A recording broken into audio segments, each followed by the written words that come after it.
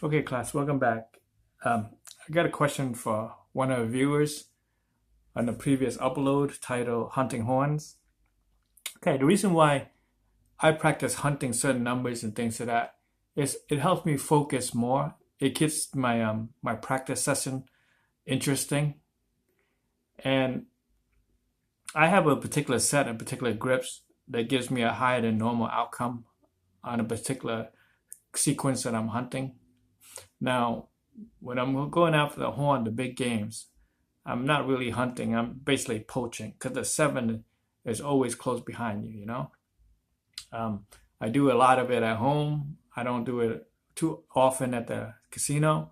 The reason why we practice hunting is that you want to build up your confidence. You want to know that you can get those numbers with the sets you have almost on command. So when you're going for the all tall, all short, you can nail them. If you're doing a fire bet, you can nail the last number, okay?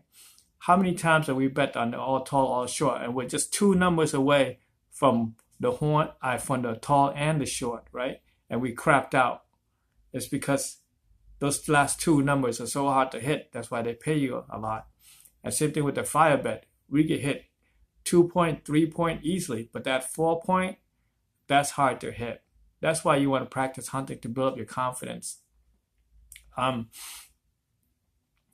and what it does is that it really gives me a chance to work on my weak point. Um, as far as using different grips, I'm satisfied with what I have now over the years of practicing and playing. The grips I use does its job. For me to experiment on new other grips, it would just take way too long to get in the muscle memory, the nuance of it, the mechanics behind the grip to dial in perfectly. I would just rather take the time and just work on what I have just to bring in the money than devote a amount of time to do something that I'm unsure of. We're not trying to reinvent the wheel. We're just trying to follow the roadmap that's already been laid out for us and the tools that's already been given to us. As far as hitting on the apex of the alligator on top, compared to what I usually do, which I try to aim for the lower two bottom row of the alligator and the base.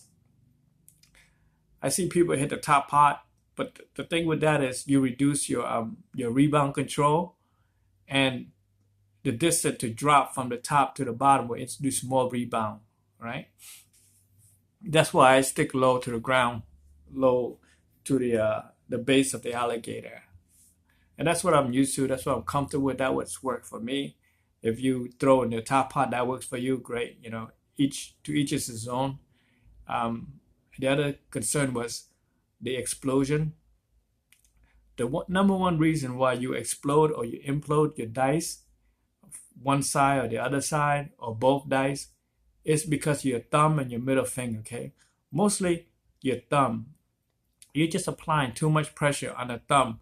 And when you're releasing, you're either releasing with the thumb or with the middle finger, okay? Those are not releasing at the same time, which causes an implosion or explosion, or the position of the thumb or your middle finger is not 50-50 at each side of the dice, okay? If you pay attention to your pickup, your grips, when you dock to the dice, you notice is that you want to be able to touch with the thumb pad 50-50, not the thumb tilting. I covered that on the lock and load video. But when I toss my dice, I don't open my hand to release the dice. Okay, the momentum of the toss release the dice itself. All right. Now that's a three-finger grip that I use. If I use a two-finger in the video, like I'm hunting 6/4 and 3, that's a totally different subject. I intentionally have one dice um, go random, okay, off axis, and the other dice I control. That's what gives me the result that I need, which is a 6/4 and 3 more than usual. So each finger's grips gives a different result. And if I'm doing my signature toss,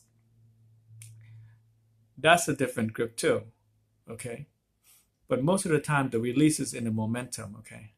It's like a fulcrum, right? So you have to be able to release through the momentum, not to release by opening up your thumb and your hands, because that's just another mechanic you have to add into your equation. Okay, I hope this helped. If you have any questions and stuff, just feel free to reach out to me, okay? Take care, guys. See you next time.